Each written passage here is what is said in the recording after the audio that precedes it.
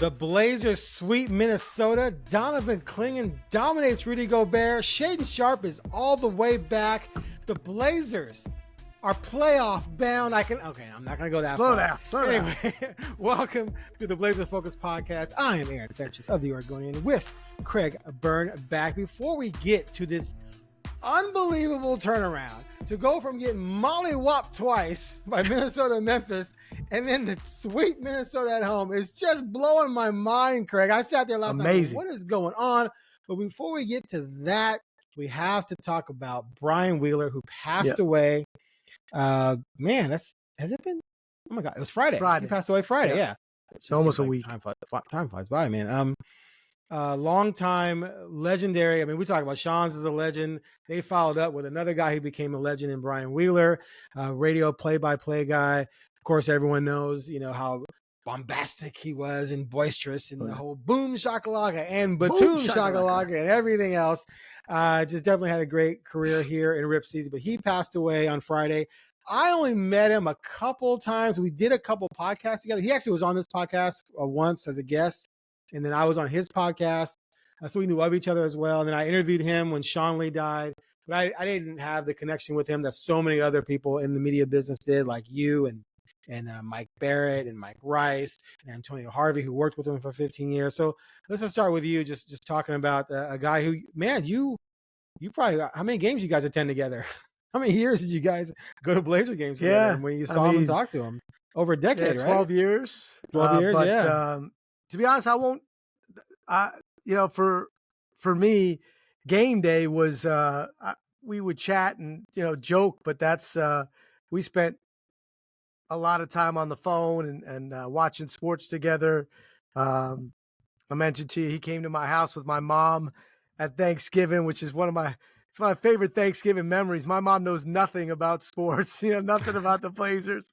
My wife doesn't really care or know anything about that. My stepfather. So you had him there.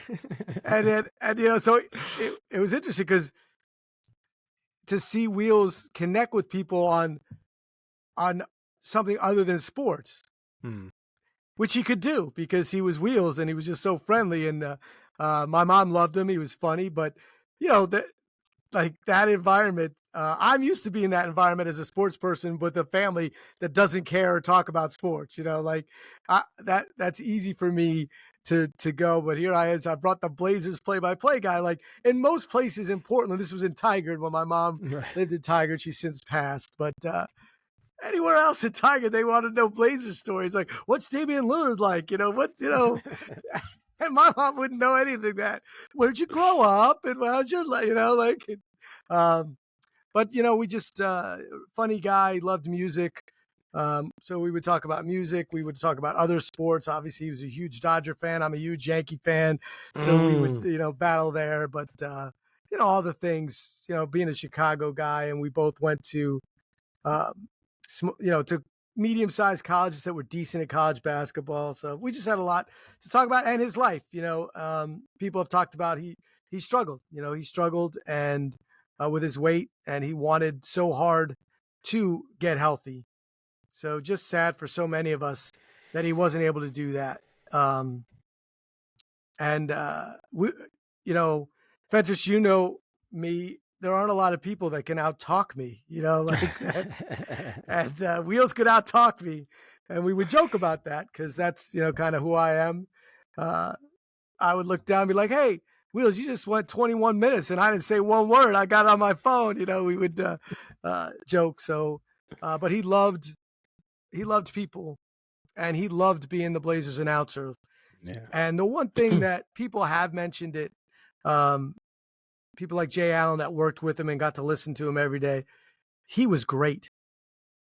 I mean, he was a great basketball play-by-play announcer especially for affiliated with a team, because he couldn't, he could have called national games, but half of the fun about Wheels was when they were losing. Right. He was freaking out. I just love that. If anybody who used to is supposed to shoot 30% would make 2 threes in a row, it'd be like, oh, But against the Blazers, this guy's a Hall of Famer. Against everybody else, he's barely on the roster, you know. But of course, against us, and you know, I just loved the up and down and his emotion, and he made it fun to listen to basketball. And yeah, he's missed. I missed him just being able to, you know, hear him do what he loved the best.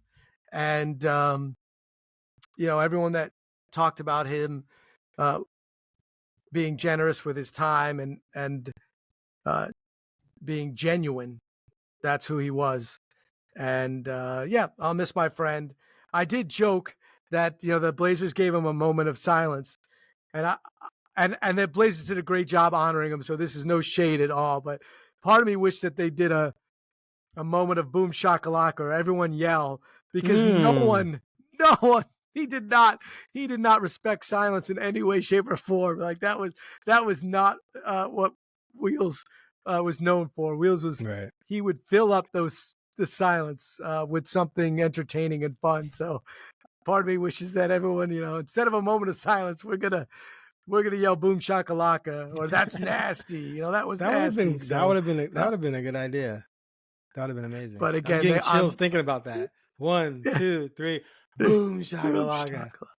Because he didn't like silence, man. Anyone who was friends with him knew that he wanted to be communicating, telling stories, hearing stories, you know, watching really bad television.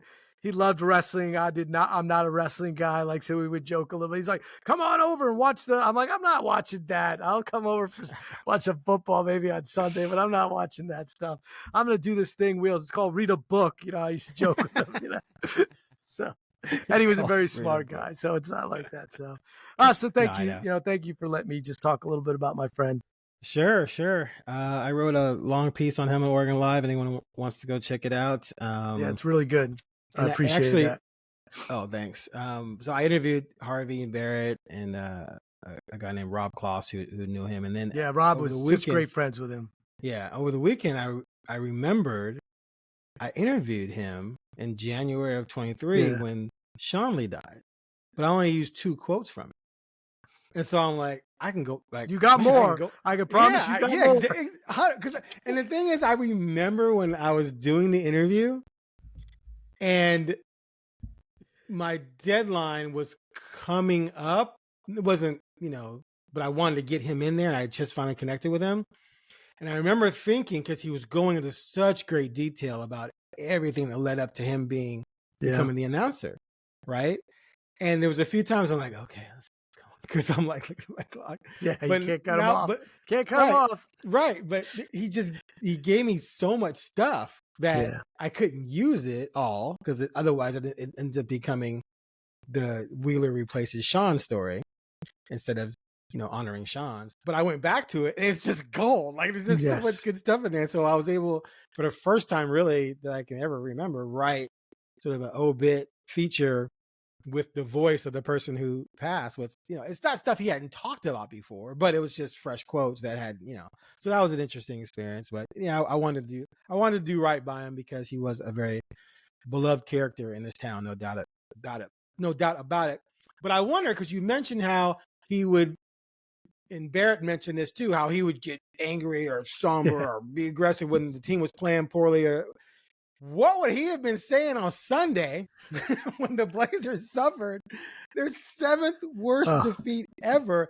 And no offense, I don't imagine that Jeremy Grant's going to hear this and be like, screw Fentress. But dude, people in the press row area, if I'm not going to name names, there were a few times when we were chuckling. Like, everyone was looking around like, did you see that turnover? Did you see that bad pass? What kind of shot was that? It was a comedy of errors. They lost by 45, and that came a couple of days after Minnesota whooped them 127-102 in Minnesota, which was, okay, you know, that's not a big deal. It's Minnesota. You're on the road, 4th game of road trip. But you come home, and Memphis is without Morant and Bane. Oh, they're not a good team. And you just get killed. Now, the one thing I walked away with, aside from the 23 turnovers, is that you went 4 of 42 from 3. That was amazing. Couldn't shoot worse. Which is tough to do, but a lot of them were really bad threes because people were just settling. There were a few, I think I said this in the press conference where Ant had a couple of FU threes, and I meant F-it threes, where he was just like, screw it, I'm just going to jack up this deep three. But, if you shoot 30%, you only lose by 20, right? That's how bad it was. But those things tend to flip around at some point. So I wondered coming into Minnesota, they're not going to shoot that badly again. And then the first game on Tuesday, at one point, they were 17 for 25. They finished at 56%, which is the highest of anyone this season. And this is a team that went in shooting 30%, second to last in the league. Let's just start there. Because you watched the game, right? Of course.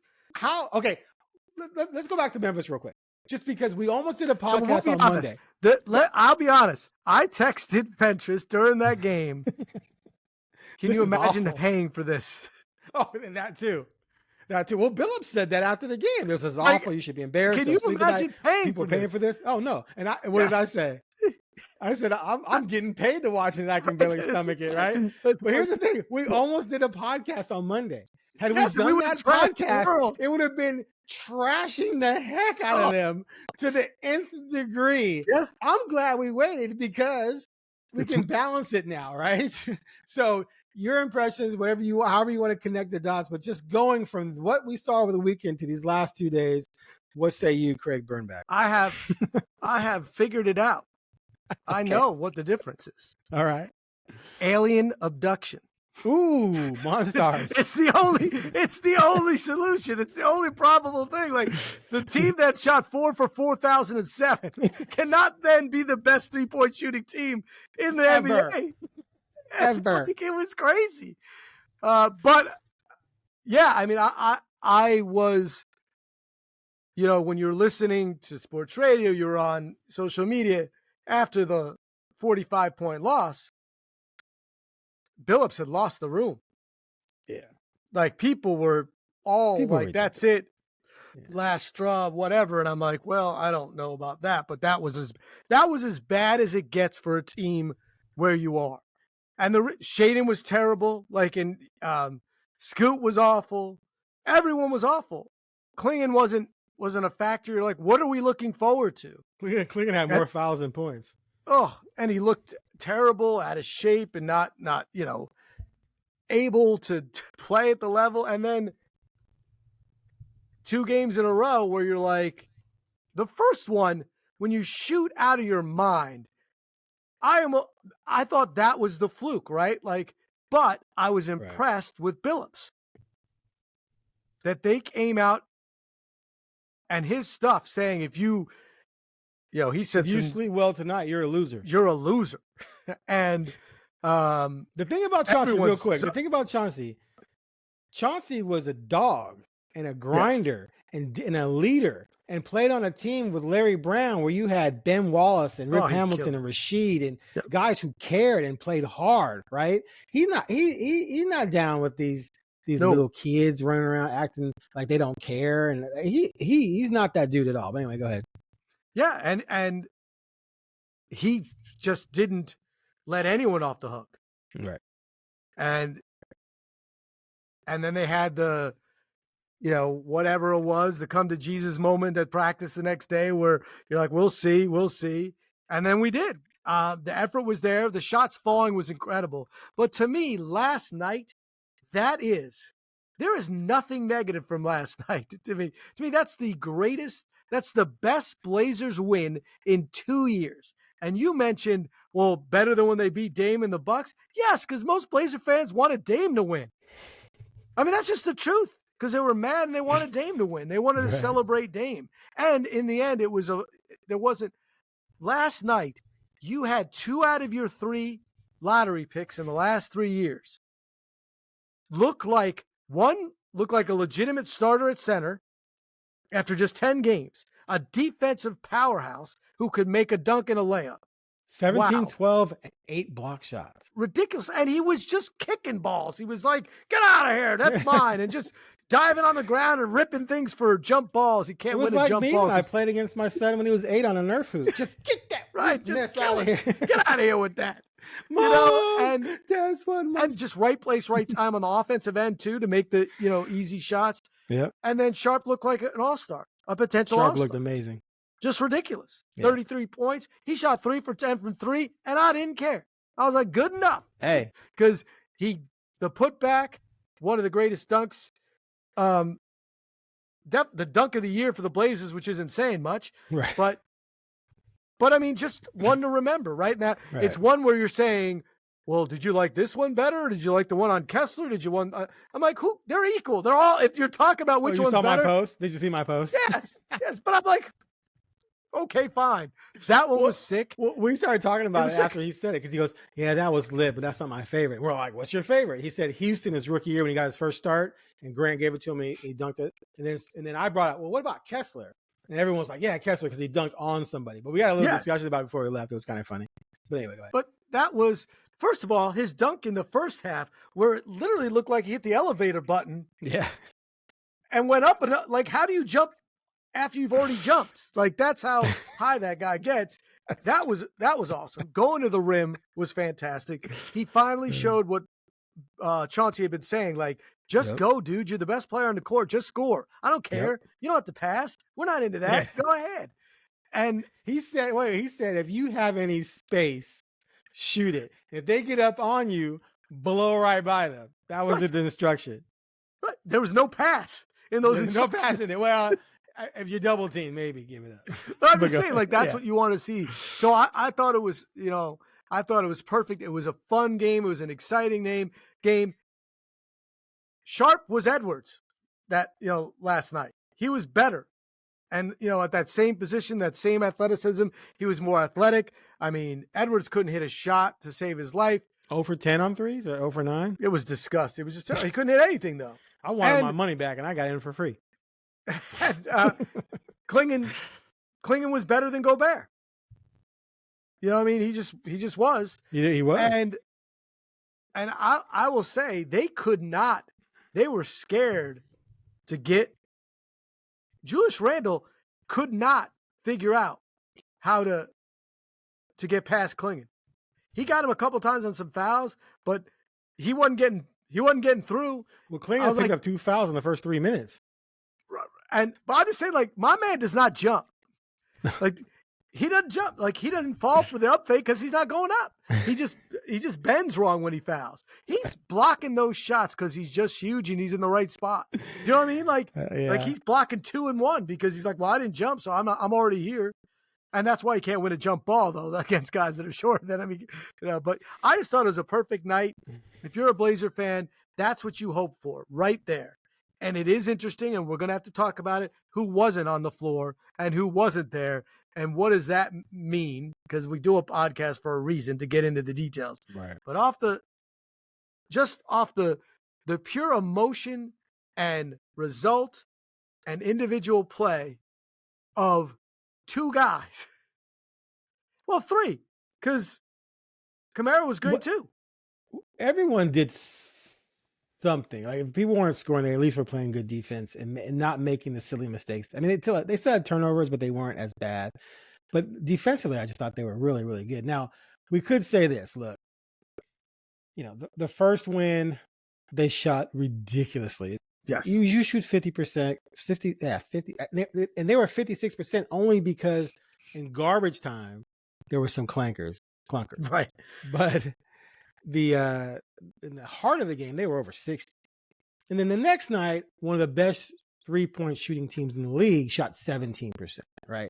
If they shoot 32%, Minnesota has a chance to win this game, or maybe they win it. Edwards, if he just makes 3 instead of 0, right? Hey, everything was going perfect, and they were only up 6 at one point. And if one of those threes would have fallen, it would have been 3-point game. Yeah, exactly. And they just didn't. They didn't fall. Right. But that speaks to the randomness of the NBA.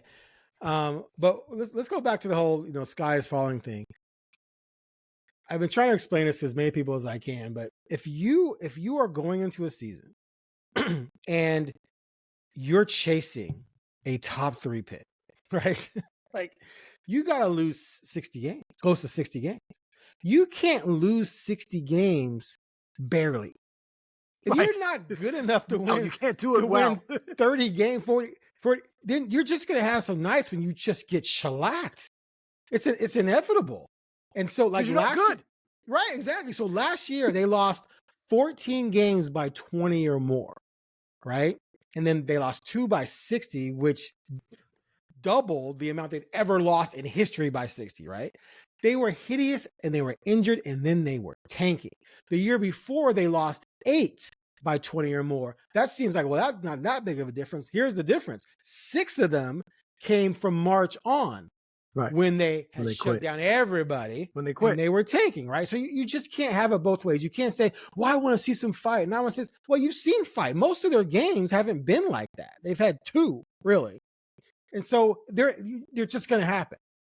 But at least what we saw the next 2 nights is that Chauncey brought down the hammer. Yep. And they turned it around. And I still maintain, and I'm not going to claim, like, I'm sure there's plenty of people out there who can watch the X's and O's closer. I'm more of a football dude, and they can say, Chauncey's not doing this, Chauncey's not, whatever. I maintain, you look at what we saw, the effort the last 2 days, you put Dame on this team, just Dame at the point guard. And this is a team that can get to the playoffs. I honestly believe that because you have more height, right? More rim protection, more height next to him than he ever saw in his life. And I had a little conversation with Dame actually in the offseason. He's like, I like this guy. I like Denny. I like Kamara. He likes some of the pieces they put together that they never put around him. Okay. And you add a couple stars to this lineup, eventually they're going to win ball games, and Chauncey's going to be winning. So I just think the crying about Chauncey to me is just ridiculous, because if you don't see how mediocre this team is in real time, then you're just not paying attention. That said, let me ask you this. When you do something like they just did, now are people going to be thinking, oh, see, we should be better. We just swept the team that was in the West Finals. And so then when they get back to losing because they don't shoot 56% from 3 and the opponent doesn't shoot 17, then people are going to crap on Chauncey again. Yeah, but to me, I learned something about Chauncey that they do react. They do listen. Yeah, that's always been a thing, but yes, go ahead. I believe that's always been a thing. But I mean, you just didn't know, because sometimes it didn't matter what you said, it's supposed to lose. Yeah, but I've seen too many examples where remember they lost the 60 spot at I think it was Minnesota or Oklahoma City at the end of that bad trip. OKC, I think it was. And they came home and they played better immediately. But anyway, go ahead. So what I'm just saying is that it wasn't just that they listened. He changed stuff up. He had to coach. He had to put lineups in. He kept Scoot out in the fourth quarter. You know what I mean? Like, he was coaching. And Denny didn't play. Like, he did stuff. To me, and player development is what matters for this team right now. And it's 10 games, but Clingan looks good, and Sharpe did what he said, and he looked good. You can't judge Chauncey on coaching yet because they haven't given him the opportunity to do anything. But honestly, I've said this the whole time. It's not just what the Blazers want. What does Chauncey want? Like, is Chauncey going to want to come back? And are the Blazers, they might realize he doesn't, and they might decide to cut bait before. He's in the last year of his contract. He is still There's a team option, but yeah. There's a team option, right. But they don't want to pay him maybe a lot of money for many years. And there's other teams that we know are interested in him. They were interested in him. And what you've said is you have definitely heard that no one's looking at this and saying, oh, we were wrong about him because of what he's doing here. So yeah, there's no way people who understand basketball are looking at the Blazers or playing the Blazers and going, man, how come Chauncey isn't competing with this squad? Right. You would just have to be ridiculous. You have to be a completely myopic fan to believe that this team is supposed to be winning. And I like watching him. He'll grab a guy out of the huddle. They'll let him go to the huddle. He'll walk him out, arm around him.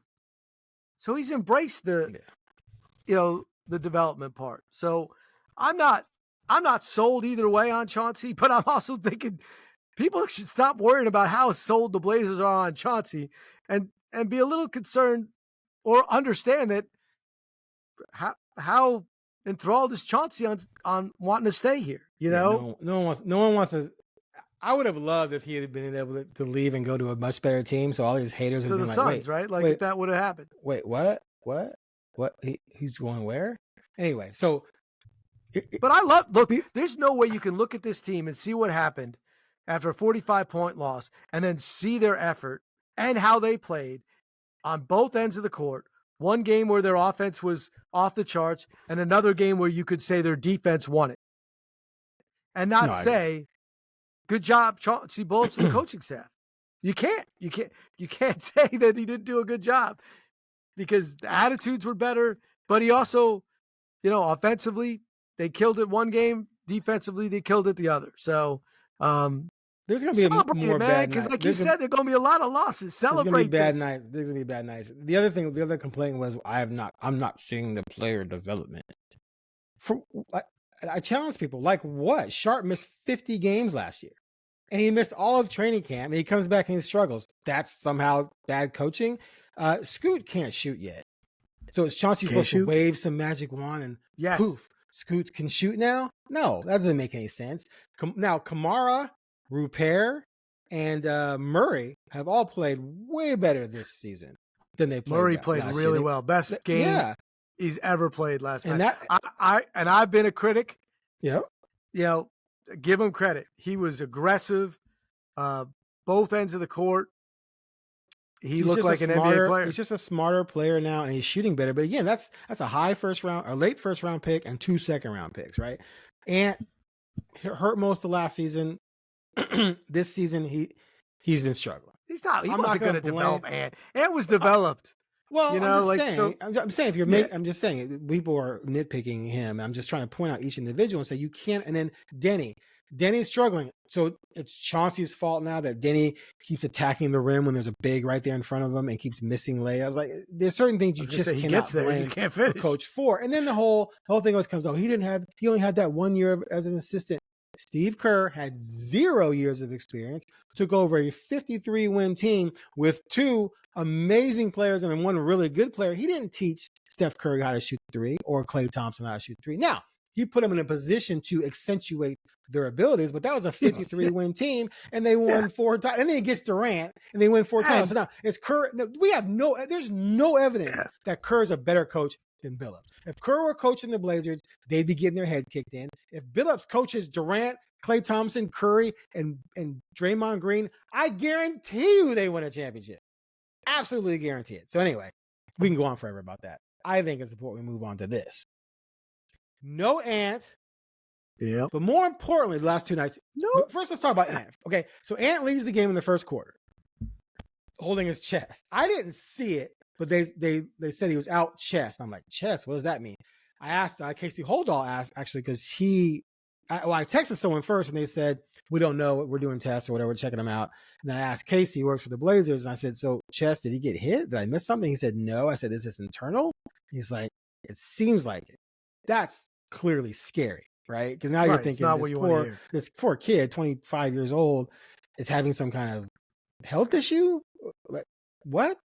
Turns out later they said he just had some shortness of breath. He was fine. Tests were normal. But he woke up Wednesday. There's no way they were going to play him Wednesday anyway. But he woke up Wednesday, still wasn't feeling great. But they believe he's going to be fine. Everything's okay. There's nothing alarming. So that was good news coming out of that situation. And we'll see when he returns. They don't play again until Sunday against Atlanta. But he left the game, and he's their best shooter. He's struggling this year. Right? He's off to a bad start. But he's your best shooter, and you have the best shooting night and 3-point shooting night of any team in the league so far this season. And then the next night, Ant is out, obviously, and Williams comes out, and Ayton's already out. And that opened the door for Clingan to have a big game. But the big thing to me in all that is Ayton being out. Ayton's out for 2 nights, and all of a sudden, you don't have a big taking mid-range jumpers. Instead, you have 2 bigs who only care about playing defense, rebounding, and scoring when it's a lob or it's an obvious putback dunk or whatever. They're not trying to take mid-range shots. And my thing is, when watching that, is that the only thing Ayton does better than those two is he is a better scorer. But you don't need scoring on this team. I believe that if you had a series between the Blazers with Ayton, backed up by one of the two, but it's 35 minutes to 13, versus the Blazers with Clingan and Williams playing at the 5, that team wins that series 4-1, because those two are going to give you more of what you need and be more productive overall than the team with Ayton swallowing shots and taking them away and being in the way by taking those mid-range and not rolling to the basket, by being in the way of guys who want to slash and fly, like Shaedon, like Grant, like Scoot, like Ant. So I'm looking at this. It's just 2-game sample. But I'm just saying, man, they're a different team without Ayton in there clogging things up and taking shots. So I don't care if they could win or not. You know what I've said the whole time. Right. It's like, what's the point? Okay, no, I know. I'm talking like about Ayton is bigger. What's the point? He's not gonna be here.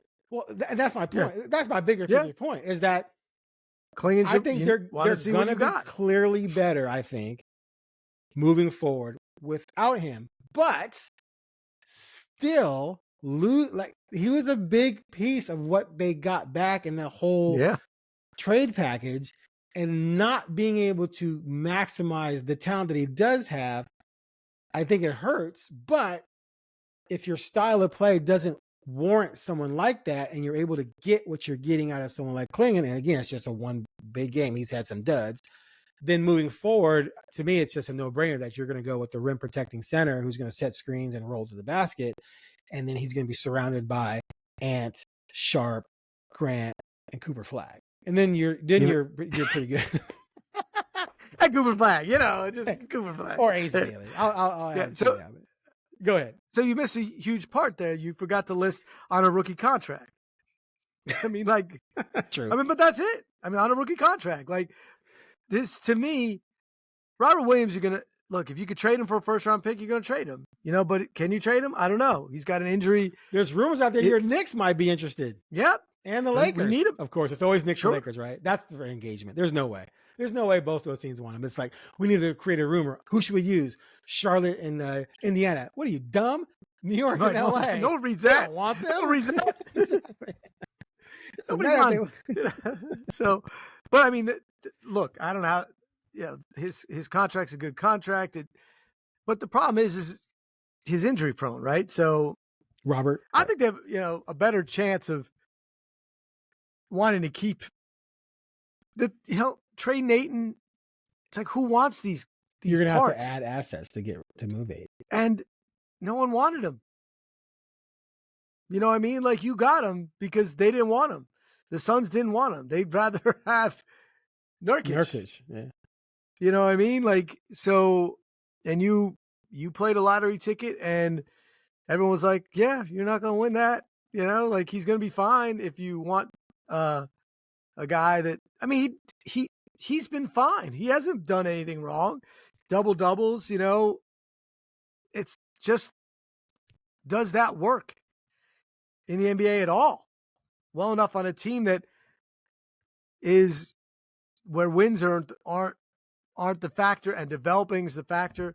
Look, to me, I've said the whole time, it's all about figuring some of this out, right? Where's your future? Right. What parts will be there when you don't stink? And Ayton is not, I've said it all along, I do not see him as a part on the team that doesn't stink. I just don't. And Clingan last night, look, I don't know if he could even, what do you think? He slept 23 hours after that game?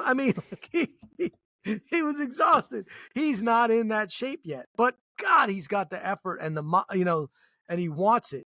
And you look and say about doing the dirty work. Oh, that's his his goal is to block shots and rebound. That's what he cares about. Picks. It's unbelievable. And yeah, right. Setting strong picks, rolling to the basket. Huge. Nurkic had a lot of ability. Way better offensive player, right? And Nurkic, when he wanted to, was a really impactful defensive player. And before the big leg injury. True, right. You got it. There were some nights snapped in half. Yeah, no. But there were some nights when he was just kind of this kid. There's a reason why they gave him for nothing. I know. Clingan doesn't have that in him. He's not that dude. I told you, not yet. He celebrated a second call in summer league. Yeah, he hasn't got. That's all you need to know. He hasn't gotten $100 million contract yet, but he doesn't seem like that dude. Like he wants to be that what he was last night. That's what he wants to be, a monster. And if he can be a role playing big. Now the other side of this too is he was going against Gobert, which there was Gobert got a rebound, had Clingan behind him, and went straight up to turn into him. I'm like, what are you doing? This Gobert is 7'1". Yeah. Clingan's 7'4" and it already blocked a bunch of shots. Like I was just disappointed in Gobert, just that he didn't have any kind of pump or something. Anyway, that's a different story. But they're going to face teams with centers who are more athletic than Gobert, who can stretch the floor. Yeah. And then that's going to create some issues here and there for Clingan. So I'm not anticipating that this means he's going to finish the season 17, 12, and 5 a night. But he at least showed you the ability to play really well against someone like Gobert, which was impressive. 10 games in, he had a game like that. Right. Now, I asked Chauncey. I mean, it's more than 10, but I asked Chauncey, did you even consider that this could happen? Because he did not. He had too many fouls the other night, and he brought up the Utah preseason game when he had a 14 and 20 and 5, I think.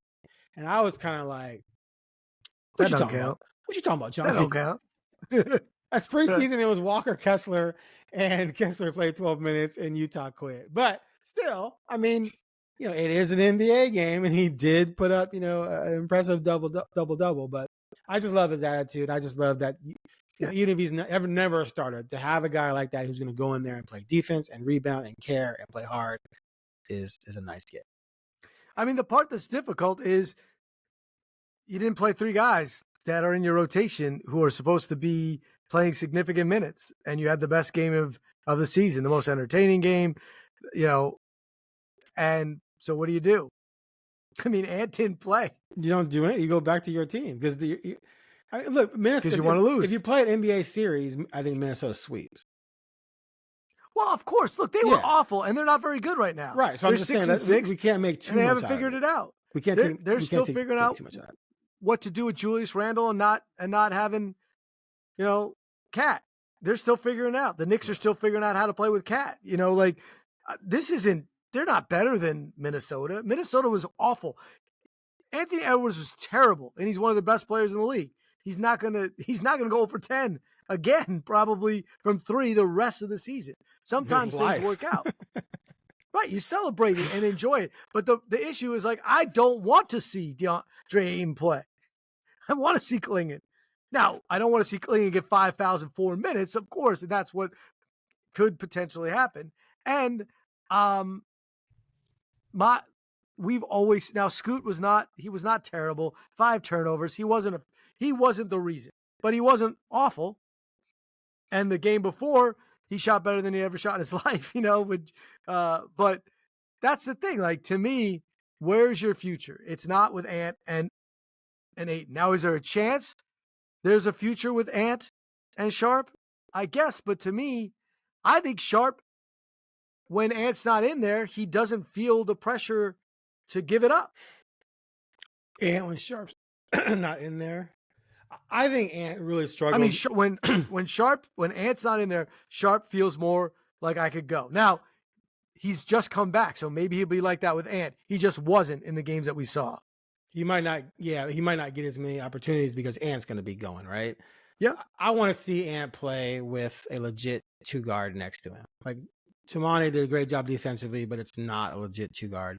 If Sharpe is being what we all think he can be, and he is flashed to be, that is going to open things up for Ant. And I think it's going to make him a much better distributor because he has someone good to pass to, who can score, and create better shots for him because he's been off to a slow start. And I do believe part of that is that he's trying to run a team that doesn't have a lot of shooters or good scorers. I mean, really in the starting 5, the best 2 scorers are him and Jeremy. Well, if he's being the ball distributor, who's he distributing to?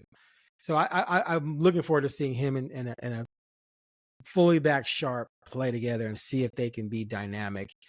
And, maybe that's your future. And then what do you do with Scoot? Then, well, Scoot's going to have to, he's going to have to get a lot better. He's going to have to earn it. It's just, I'm just saying, I was going full dream scenario. You know what I mean? There's your 3 top 10 picks are all legit starters, and one's an all-star, and one's a defensive player of the year. The other one's a very solid point guard, like why not celebrate it for one night? But yeah, I just thought this is what gives rebuilding teams hope. And Blazer fans have not had this. They just hadn't. Yeah. I mean, Sharpe had some signs, but they were buried within, mediocre games here and there, or vets doing something. And Clingan, I mean, that to me is showing people like, oh, okay, yeah, I am not in great shape. I am slow. I am not super athletic. But this is what I can do, and this is why I was picked 7th overall. And guess what? In the NBA, this is good. I'm not going to shoot it from 18. I'm not going to shoot a 3. I'm going to dunk. He shot some threes, and I think he's going to grow he there. Might, but I'm saying that's not going to be his thing. It'll be like when he's just wide ass open, right? Yeah. Right. He's like, I'm here because guess what? When my point guard goes down the lane and my guy moves an inch, just throw it up because I'm huge. And I can just grab it and dunk. And, Julius Randle, you want to come down the lane and do your 16 pump fakes? Well, I don't jump for any of them. And now you've just run into me, and I have disrespected your attempt at the rim. And if you did not get fouled, I have blocked your shot. You know what I mean? Like, and that's something, and that's something to look forward to. So, and gosh, I love seeing Sharpe try to. I mean, in the first half, he tried to dunk from like 45. I told you, dude. Like, what is he?